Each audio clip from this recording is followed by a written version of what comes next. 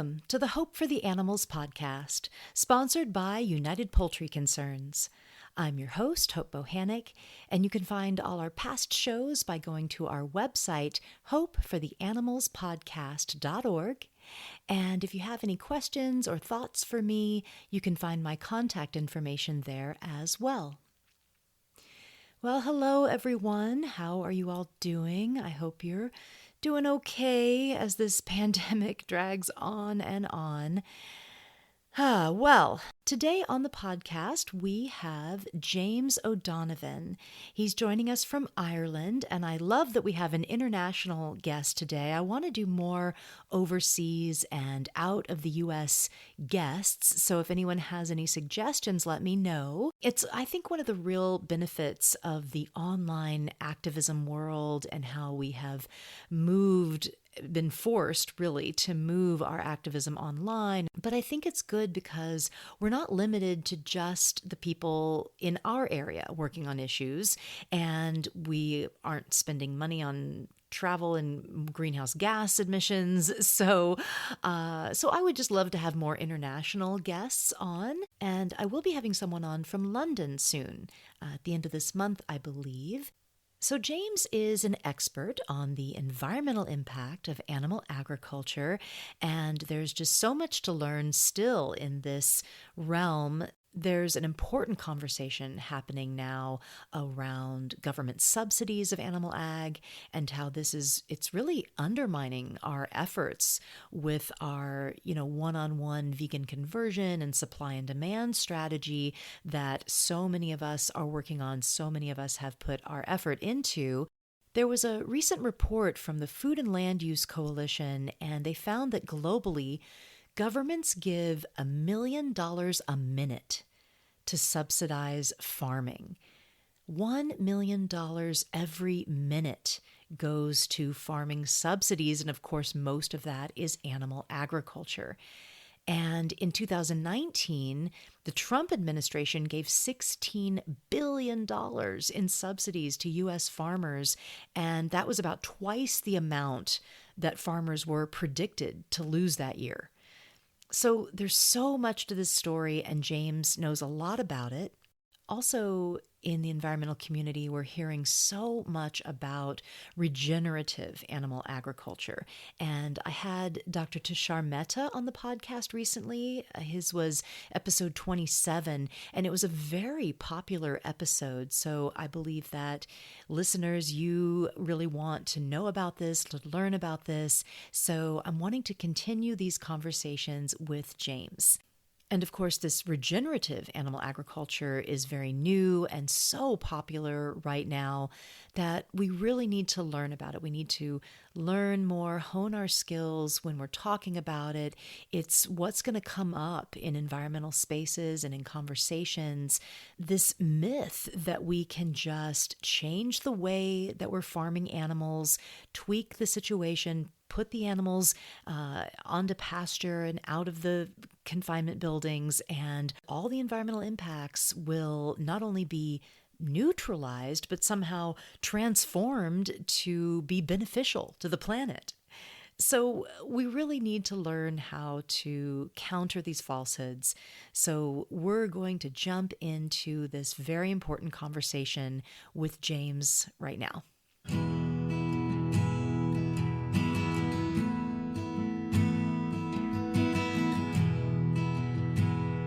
Okay, so I want to introduce our guest now. We have James Donovan with us today, and he's joining us from Ireland. He became vegetarian in 1991 after reading John Robbins' book, Diet for New America, which changed many of us to vegan or vegetarian back in the 80s and 90s. And he went vegan in 2011. He holds a civil engineer degree, and in 2003, he completed his master's in holistic science at Schumacher College in Devon, and Schumacher is one of the leading centers for sustainability in the UK. And James is currently the chair of the Cork Environmental Forum and is a member of the Cork Food Policy Council. In 2015, he set up the online magazine Vegan Sustainability with Bronwyn Slater, and it's vegansustainability.com. And I'll put a link in the show notes to that website. James also works as a volunteer helping to run Vipassana meditation retreats in Ireland and Europe. So thank you so much for joining us, James. Thanks, Hope. I'm delighted to be here today. All right. So I want to know why and when you went vegan. We heard a little bit about it in the intro, but give us some more details and what also got you started in animal advocacy. I was educated in Ireland, but worked in London and then went to work in the US. So I was living in San Francisco, and then there was a lot of kind of social justice movements there. I remember there was United Farm Workers movement were having a great boycott, and there was also just a huge amount. There was really good organic natural food stores in the city, and there was a lot of information around health. But then I read That that was John that was back in Robbins. about the 90s, yeah, or 80s, Yeah, I went 90s. there Yeah. in the 89, Yeah. 90s. Oh, were And you there for the big earthquake in 89? I just got there about 10 days after. Oh, wow. Okay. Yeah. So I started working actually in the Marina District with the city of San Francisco, just doing the repairs and so Oh, on wow. the Okay. roads and sewers after that. Yeah. And then was reading John Robbins' book, so that was a big eye opener. But I was also getting interested in just spending more time in nature, and also getting interested in the kind of the philosophy of yoga at that time. And then in 1992, there was a kind of a union of an alliance of scientists issued a first warning, and it was signed kind of by 1,700 scientists, including the majority of the living Nobel laureates at the time, declaring that our species was pushing Earth's ecosystems beyond their capacities to support life. So that really resonated with me. I also understood that obviously, a lot of our behavior and how we relate to other species is based on our own perceptions, our misperceptions. And so I became more interested in personal development and meditation and studying, and got interested more in reading the Buddhist teachings. And that led me then later on to come back to doing I worked in South Africa for several years doing work in water and sanitation. And in South Africa, you could see massively the environmental impact of overgrazing. Literally, you'd see, huge deep gullies and land being just completely washed away from overgrazing. And so I did my master's in the UK, and then was started going a bit more into then the impacts of animal agriculture. And I think today, even though there are kind of different arguments amongst farming advocates that we'll talk about, I think in environmentalists, certainly in Europe, there's a broad agreement amongst environmentalists in Europe, in environmentalists and the scientific community, that animal agriculture is by far the leading cause of environmental harm. So then, after doing my master's, I was volunteering a lot, facilitating retreats. But then also I moved back to Ireland at that time, and then I was starting to provide training to local communities around Cork City and County, specifically on sustainable food systems, plant-based food systems, and transitioning. And I was fortunate to meet Bronwyn Slater. She had already set up the website, The Irish Vegan, and so we were trying different initiatives, and then eventually we settled on the idea to start the magazine, Vegan Sustainability. So we've been doing that, kind of just putting together peer-reviewed research into the impacts of animal agriculture and the benefits of plant-based agriculture. And we also sometimes have some articles from different groups that we put in there. And then more recently, we set up a lobbying group called Nature Rising, which is working to try and redirect the agricultural subsidies in Ireland from animal agriculture to ecosystem restoration and plant-based agriculture. So the environmental impact of animal agriculture, and I know this is one of your main focuses, it's becoming much more well known. And while, it used to be kind of a secondary or a peripheral reason to be vegan, now a lot of young people, it's their main reason for being vegan, which is really wonderful. And I love that that connection is happening now more and more. So tell us more about the harmful impacts of animal agriculture on the planet. Like over the last 10 years, our understanding of the impacts of animal agriculture has become much more well established. A number of different kind of concepts have helped that. One of them is what's called Earth system science, but that was started by James Lovelock with his Gaia hypothesis, and he just recognized that biodiversity and the soils and rock, the inanimate surface of the planet, form one integrated system. And when biodiversity is impacted, then this whole living system is impacted.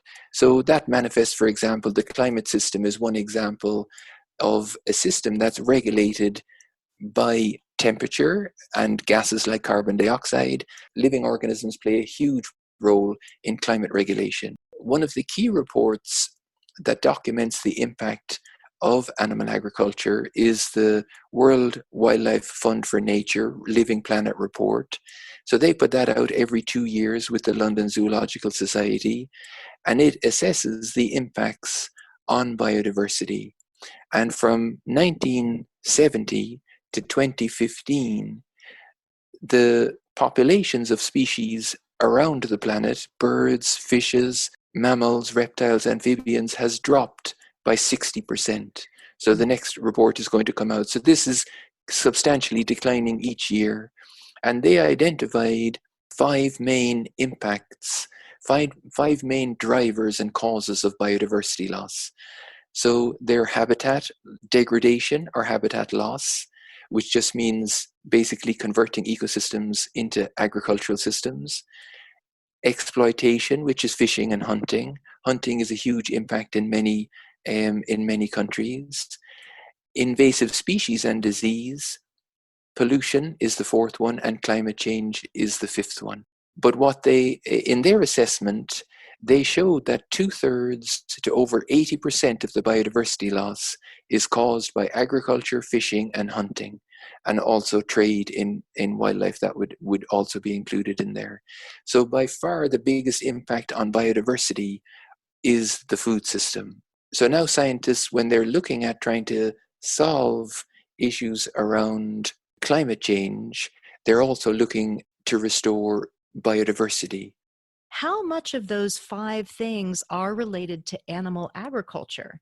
Getting a little bit more specific to animal agriculture with these problems that happen with loss of biodiversity and the loss of species. So if you consider all the built up areas, all the cities, all the towns, even all the playing fields, golf courses, all of that, all of airports, all of that combined just makes up about 1.5% of the land surface, whereas agriculture makes up over 40% of the total planetary land surface.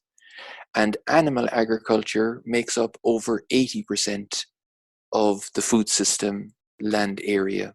So biodiversity loss is because we're occupying those ecosystems. And then the more intensive the agriculture, the biodiversity can sometimes go to zero. So the biodiversity loss has gone to 100%. So then in the oceans also, like in the 1950s, mostly the fishing was happening just around the coastlines. But now only 13% of the oceans are free from the impact of industrial fishing. And they're using, the latest, basically kind of military radar equipment to search out and seek out new fish species, and they have to travel further and further away. And again, they're also dependent on subsidies in order to keep that industry afloat. So you can see that agriculture on land is a major impact. The other major impact is deforestation. But in certain areas, like in tropical areas of South America, for example, 80% of the deforestation is driven by beef. And then after the land gets overworked, often they transition into soy, for a few years, and then they move on and move deeper into the forest.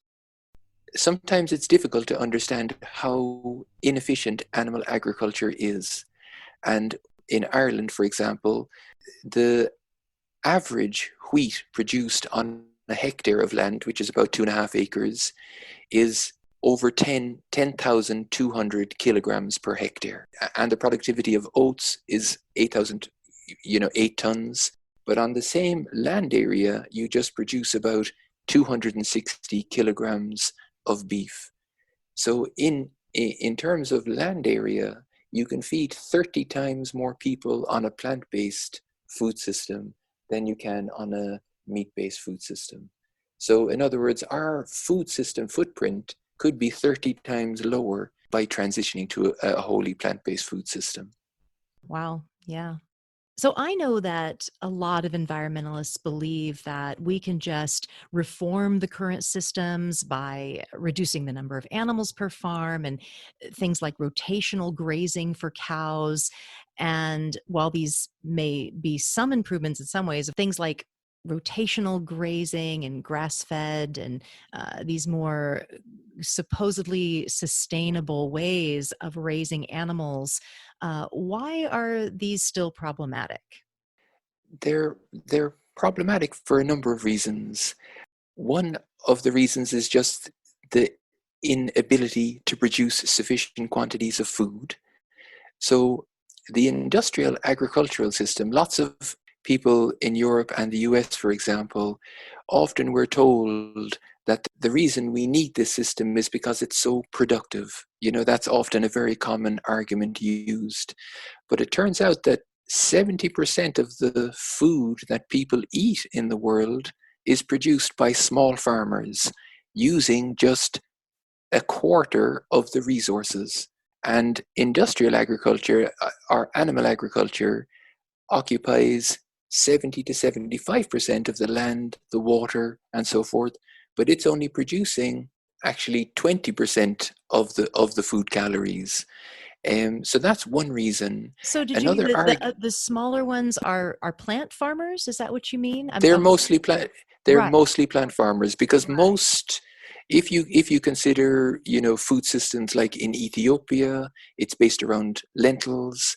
Like, for example, the famous milpa system in the Americas was based around corn, beans, and squash. So in India, you've got hundreds of different types of legumes, as well as actually thousands, as well as thousands of different varieties of basmati rice. So these farmers working in these areas over centuries and thousands of years, they cultivated these seeds. Another aspect of the food system is that now Western companies, for example, they're effectively taking this seed, which is kind of, if you want to use the language that these companies use, it's the intellectual property rights of these small farmers. But these companies are taking that, seed that they've developed, and then they're genetically modifying it and patenting it and selling it back to the very same farmers. Whereas traditionally, these farmers, understanding life was sacred, they saved seed and exchanged it in a gift economy.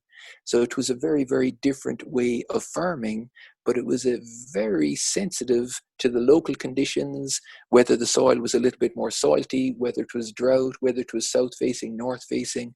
So all of these crops evolved, and humans have co-evolved with these crops over time. So we're very much suited to a plant-based food system. Also, just to get back to your question, sometimes people say that, like, obviously there was this famous TED talk by Alan Savory saying he was proposing that you could reverse climate change through grazing. Right. In the UK, there's a different Oxford University has set up a food and climate research network.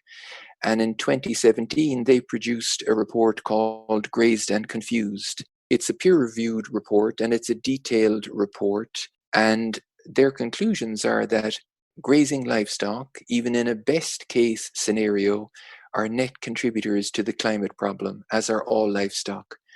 And Wait, good what what grazing what management, what does net contributor mean? it means that while some carbon is sequestered to the soil, the amount of methane and carbon dioxide emitted is greater than the amount sequestered. Right. And there is actually a very nice YouTube 8-minute video showing the research. If you search Grazed and Confused, you can find their conclusions on that. Great. I'll put a link to that in the show notes. Yeah, it's very important that environmentalists realize that it's kind of what they want to believe, that we can have our meat and eat it too, that we can find a different way to do it. But the science is really solid. There's no real peer review science that says that that rotational grazing, these new grazing methods, are any better. And in fact, there's a lot of science that says that they are just as bad, if not worse. So yeah, it's really important for environmentalists to realize that. And then I'll also add that ultimately, these are sentient beings we are talking about. These are animals that we're talking about, and we need to start thinking broader and thinking of this as a justice issue for them as well. Connecting the environmental is so important, but in the end, we need to not kill sentient beings for our own unnecessary pleasures of meat eating. So just finding a new way to do it.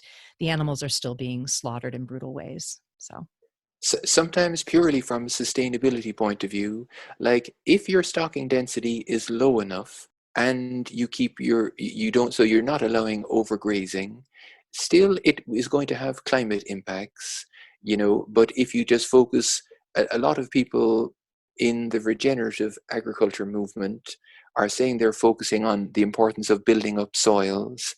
But if you have you can have a regenerative vegan agricultural movement, and you get much, much more food from the land area. Vandana Shiva is an environmental activist, and she recognizes that veganism has the smallest environmental footprint. In their food systems in India, the social system in India is very, very different in every different country. But from a European and a North American context, we want to move to more biodiverse agricultural systems, more varied systems, silvopastoral systems where we're integrating trees, fruit and nut-bearing trees with other crops and vegetable production.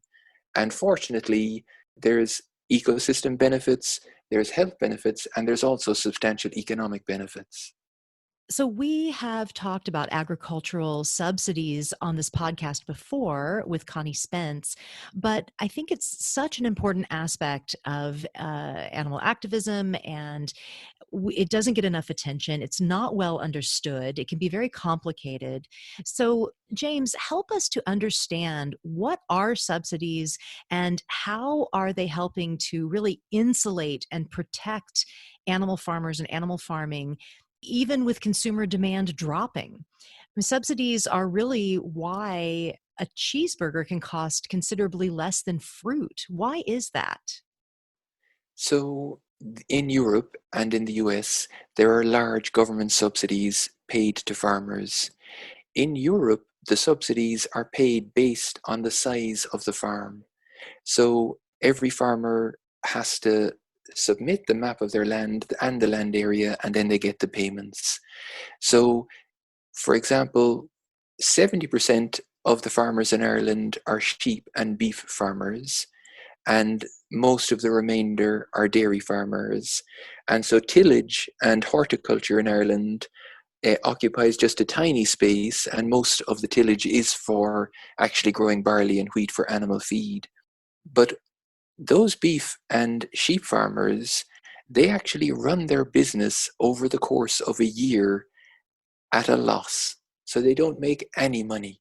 So beef farmers in Ireland make approximately minus 100 to minus 150 euros per hectare of land. Wow. But they get a payment of about 14 to 15,000 euros per year. And they run their business at a loss of about 5,000, and they end up with a family farm income of just about 8,000 euros. Hmm. Now, if you're unemployed in Ireland, you get a payment of thousand euros. So these farmers are economically, so lots of these farmers are even going to, there's large protests in Ireland because these farmers economically aren't making any money. And to compare with that, there's a 2-hectare organic plant-based farm in North Cork here, and they're growing small kale, rocket, spinach for salad leaves, and So they're what, I'm able to. sorry, what kind of, they're growing what? I think it's different for, so kale and spinach, but they were just different kinds. I don't think we have rocket spinach. Oh, it's just interesting. Do you have rocket? Oh, this is, I thought you meant rocket spinach. No, No, rocket. You have rocket, do you? I'm not sure what you're saying. No, I think we've come to an interesting cultural Oh difference yeah. here. No, rocket is a type of food that's very popular here, actually. Oh, funny. I've Oh, never heard of arugula, this. arugula. Arugula, that's what we call it. Okay, you That's call what it you call it. rocket. Fascinating. Okay, we Yeah, learned yeah. something new here, U.S. and listeners outside of Ireland. Go to Arugula Ireland. is rocket. Yeah, Okay, sorry. Go and ahead. that's okay. And so they're able to make they make 35,000 euros profit per hectare. So you've a beef farmer making minus 100 euros profit, and you've got a plant-based farmer making 35,000 euros profit. So that's one example. So the subsidy system in Europe has, huge criticism from lots of different groups.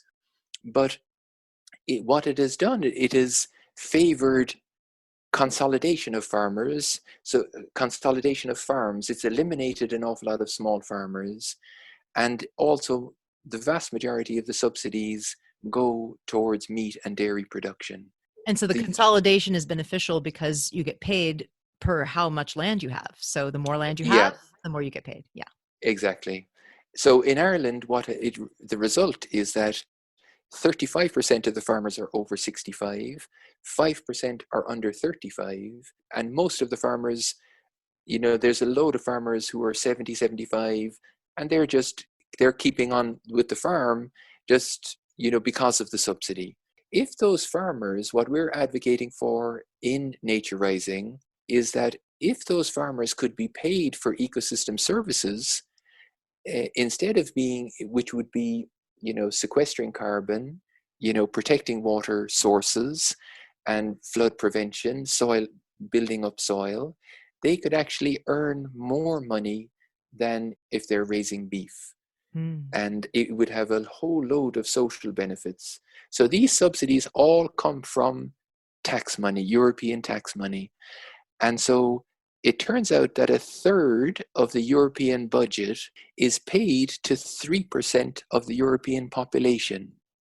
So a third of the European budget goes to just 3% of the population, and 80% of those subsidies go to the richest 20%. So it's a very economically unjust system.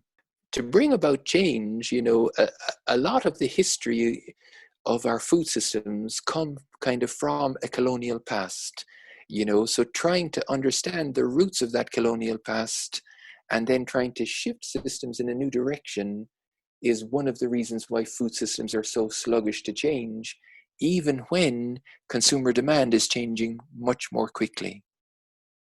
So tell us more about the colonial roots of the system and how that relates to what's happening now. From an environmental perspective, often, certainly, I believe, coming out of Europe, amongst the scientists, the approach of scientists coming out of the kickoff of the Industrial Revolution in the UK, a lot of the framing of it was how to dominate nature, how to control nature, and how to extract resources from nature. And that's mirrored in the agricultural system. A lot of my thinking, I have to say, has been influenced by the writings of Vandana Shiva and how she's analyzed food systems. So, for example, diverse ecological food systems, they deliver multiple things. Whereas if you look at a wheat field, it just has one type of seed over a huge area. What happens when you have a monoculture?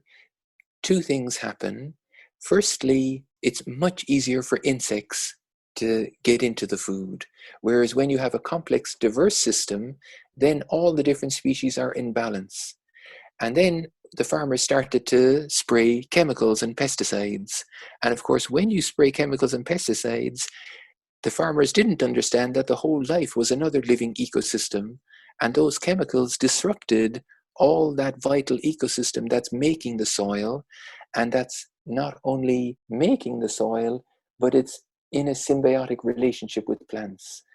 Like plants, for example, 40% of the sugars that plants produce, up to 40%, they send down to their roots and they release them as what's called exudates. So they're actually feeding bacteria and fungi in the soils. And those fungi in the soils are often even integrated even into the physical structure of the roots. And they're taking those exudates, and at the same time, they're absorbing vital minerals from the soils and then making those minerals bioavailable to the plants. So that gives the plants a very robust immune system. When you have a healthy soil, the plant has a healthy immune system. But when the farmers spread the pesticides, then that undermined the plants, made them weaker. Also, there's a drop off in nutrients in the plants. And then you have the fertilizers. So all of these things compound. There's that mindset in industrial plant-based agriculture. But what happened was they became, it does produce a huge tons of food. As all these ecosystems got converted to agriculture, they harnessed fossil fuels to produce more and more food. Then they had a huge problem. They didn't know what to do with the food. So then they decided to feed it to animals first. And that led to what some people call the meatification of people's diets. So you have a country like India where people consume 4 kilograms of meat per person per year. And you have a country like Ireland where people consume 100 kilograms per person per year. And in countries like Brazil and Argentina and the US, it's a little bit more. So you have that history, but when you move towards diverse ecological food systems, then you have multiple outputs. You've much more varied diets, so you're maintaining the biodiversity of the foods that we're eating. Ireland, famously, it went down a very dangerous route of just growing one type of potato. Now, of course, the Irish, that's related to colonialism as well, because the Irish had been pushed off the best farmland, and the best farmland was being used to produce beef and dairy and export that to the UK. But now today, for example, in South America, you have huge beef and soybean enterprises pushing indigenous people and small-scale farmers who are mostly plant-based off the land in these incredibly inefficient systems. So in multiple ways, just not understanding how humans are related to natural systems, but then also the kind of the colonialism of land, and then also the colonialism of seed is a big part of kind of the mindset. And then also the mindset of kind of seeing insects as a threat. You need to poison them. You need to go to war with insects. You need to go to war with this, that, and the other. So that mindset is much different when small farmers have intelligent plant-based systems. So, I want to talk about the concept of speciesism. And I think that this is really an important concept to bring into our educational outreach. It evokes the justice part of the issue. Of course, speciesism is the false impression that one species is dominant over all the others. In this case, of course, we're talking about humans being dominant over all the other animals on the planet. And I think that the eventual legislation that we want to see to truly protect all animals is going to be based on the science of sentience, or simply understanding that animals suffer, and both psychologically and physically. And I think that speciesism is a really important part of that. Did you want to talk about that a little bit? So, like we were just speaking there about colonialism and kind of the history of colonialism. So the European history really is European colonizers, when they went to countries, there was huge impacts on the people in those countries. And, there was a conceit or an arrogance in European culture that saw themselves, even though they were committing acts of violence, they presented themselves as better than others. I don't know, was that a defense mechanism to kind of hide all the harmful actions they were doing, or just a deluded belief that they had? Like if you look at Buddhism, in the five precepts that they have, the basic ethical framework is not to kill other living beings. So there's a widening of the circle of compassion. And then if you look at indigenous cultures, for example, sometimes they speak about other species as our relatives. And it turns out that that's a much more scientifically accurate way of speaking about the web of life, rather than the mistaken way of human beings somehow being at the pinnacle of evolution. So speciesism, there's been, declarations by scientists that animals have consciousness, but if you go back in the history of scientists, like some of the statements of scientists like Descartes were so kind of deluded, it's hard to think that they were leading scientists at the time, because they were saying there was the belief that animals didn't have a soul, they didn't even have feeling at the time. How they could make those statements when the evidence in front of them was so obvious is it points to the fact that human beings have a remarkable capacity not to see things. If you asked a group of people who here would hurt an animal unnecessarily, then almost nobody's going to put their hand up. And yet, when we look at meat, then we don't see the connection to an animal. That's a misperception in itself, but scientifically, we know the very same receptors for the hormones that transmit messages of pain. Animals have them. Anybody who interacts with an animal knows that there's a living intelligence there that is similar to our intelligence. One of the key things that will cause us to change is just the philosophical opinions that animal agriculture is based on don't correlate with reality. As we kind of start to see animals more clearly, we'll have to change. It just creates that internal dissonance. And that's one of the things people realize. But somehow, it's a complex thing for that to arise. If we had a magic button that we could just make everybody see things clearly, then we'd be sorted. Yeah, definitely. So, James, you help facilitate Vipassana meditation retreats, which is a form of Buddhist meditation. Tell us a little about how and why you got into this form of meditation, and also how does it or does it relate to your veganism and your activism? Tell us a little about this. I was in the US and I was teaching yoga at that time and still working, but then I decided to I spent about a year and a half at an ashram over there teaching yoga and helping to run the center. But then I was going back to Ireland. I decided to go back to Ireland for a year. And two friends of mine, David Lorrig and Jocelyn Bates, they had done Vipassana. One of the key things that people need to do is engage in a process of personal development. In order to, it helps us understand human systems, what motivates us. So I wanted to develop self-understanding.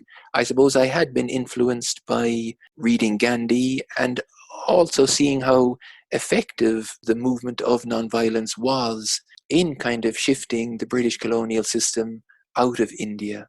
Nonviolence and compassion is a way for us to transition out of a violent food system to a much healthier and ecologically sustainable food system. So in the Buddhist teaching, is it's different to Buddhism. Catholic priests sit courses here in Ireland. You could have no religion and still do the practice. And it's just basically an ethical way of living that contributes to social and environmental harmony through emotional cultivation, basically. And there is a framework of just understanding human motivations and how we can be dominated by greed, or how we can dominated by conceit or anger or violence, and then those actions then don't bring results that are beneficial to ourselves or others. So then you move from at least trying not to hurt or harm other living beings, and then also you're actively trying to help and be of benefit to other living beings. So for me personally, I find it a delightful framework, for approaching life. The vast majority of people who practice Vipassana, they're working as householders in different ways, raising families and so forth. And at the same time, trying to live with more awareness and trying to understand kind of these cause and effects relationships of our actions. Very nice. Yeah, that's wonderful. I appreciate that and think that having some kind of a meditation or spiritual practice is really good for people that need it, that have concerns about the world or anxiety around what's happening to the planet and the animals. A meditation practice in some way can be very beneficial, and it doesn't necessarily have to be sitting on the cushion. It could be numerous different things. For me, I like walking meditation, being out in nature. So there's lots of different ways to not only to calm ourselves and try to ease the anxiety of the intensity of what's happening to this planet and all of the animals, but also bring awareness and strength into our daily lives, so that we can connect more fully with the animals, with the planet, and help. Yeah, and you know, you have to keep watching what you're doing from moment to moment, how you speak, your actions. You have to look at your actions and make sure that they're not causing suffering to others. So that's a key thing for people. So people will do that in multiple different ways, and it'll manifest in different ways in people's lives. Yeah, it's true. And I mean, just being vegan is bringing a mindfulness and an awareness into your daily life. When you're shopping, having to be very aware that you're not going to exploit animals in your purchases. So it's really bringing a mindfulness and an awareness into your daily life to be more compassionate. That's one thing I love about veganism. Absolutely. Veganism embodies loads of skillful qualities. Like when you look at the world, there's lots of distressing things happening. And then you have to do some work also not to get stuck in anger, because then, Right, or distress or anxiety, yeah. or despair, Mhm. like sometimes people, when they see an awful lot of environmental issues, environmental problems, or animal rights problems, they can shut down by saying we're doomed. Or Yeah. sometimes people shut down by saying, there's no problem, everything's fine. And in both of those kind of beliefs, you don't have to do anything. But when you see that there is, a lot of individual animals suffering, when naturally we're calm, then naturally we want to try to reduce that suffering. So certainly, veganism is a framework, and also veganism, there is an opportunity in the food system to really alleviate the suffering both of billions of animals, trillions of fish, as well as trillions of wildlife, just by making this shift. So that's one of the key reasons why I focus on veganism, because it's ethically rooted, but also there's a clear way to change, and the change brings so many benefits. It's remarkable.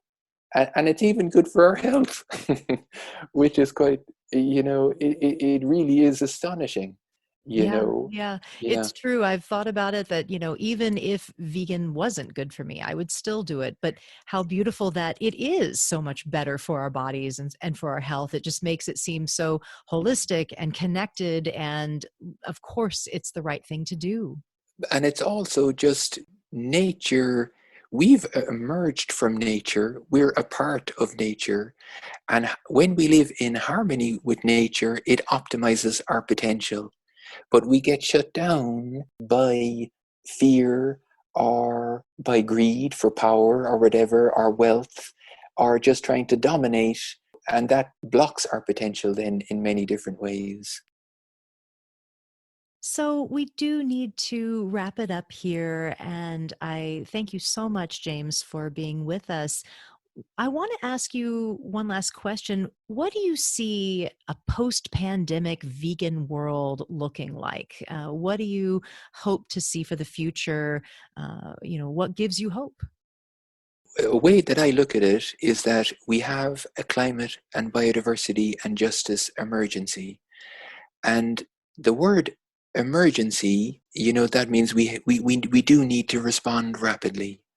So I think educating ourselves about the causes of this emergency and then trying to develop just an understanding of how these different systems interact, and then trying to connect and collaborate with diverse people, different movements on the basis of this understanding is going to be key.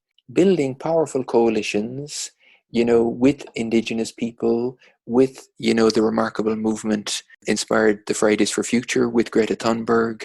There's a lot of lessons from the civil rights movement in the US. Martin Luther King and the entire movement, all those, men and women who were involved there, they were able to grab enough political power to get the civil rights legislation passed, the voter rights legislation passed. And that did change the reality for a lot of African Americans in the US. Now, we know, of course, if you look at a film like The 13th Amendment, you can see that the beliefs in racism, they've continued, and sometimes they get locked into a culture of racism there. So we need to understand how the systems work, but communicating skillfully and just building a vision of what the future can be like. Martin Luther King, he never said, I have a nightmare. He said, I have a dream. The dream was we're going to be together. Martin Luther King called it a beloved community. So we need to move to a beloved community. Plant-based agriculture, moving to a plant-based agriculture is a no-brainer.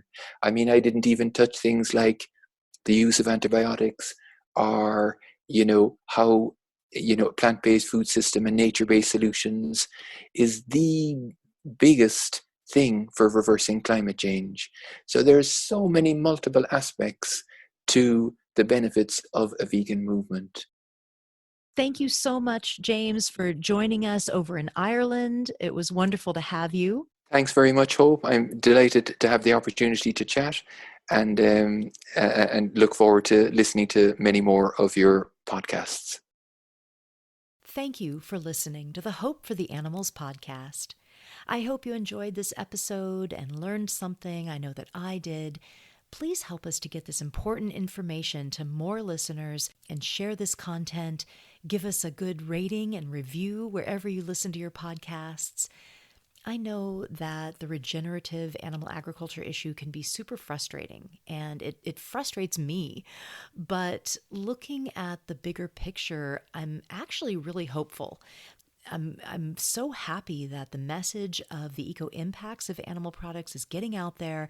More and more people are avoiding animal products for environmental reasons, where it used to kind of just be this added benefit of going vegan. Now there's young people where that's their number one issue, their number one reason for being vegan. So we've come a long way with this messaging, and I'm really hopeful that people will realize what an incredible opportunity veganism is for the planet. Of all the solutions for climate disruption, a global shift to a vegan diet, it wouldn't require a ton of money or infrastructure change or government involvement. It just takes making different decisions at the store, different decisions at the restaurant. It could happen overnight, and we could make such a huge difference just by choosing more healthy plant-based options we could really reduce our impact on this planet. And it is happening overnight. It feels like just in the last 10 years or so, the momentum is just strong. And we're moving in the right direction. So be part of that movement towards a climate stable future and live vegan.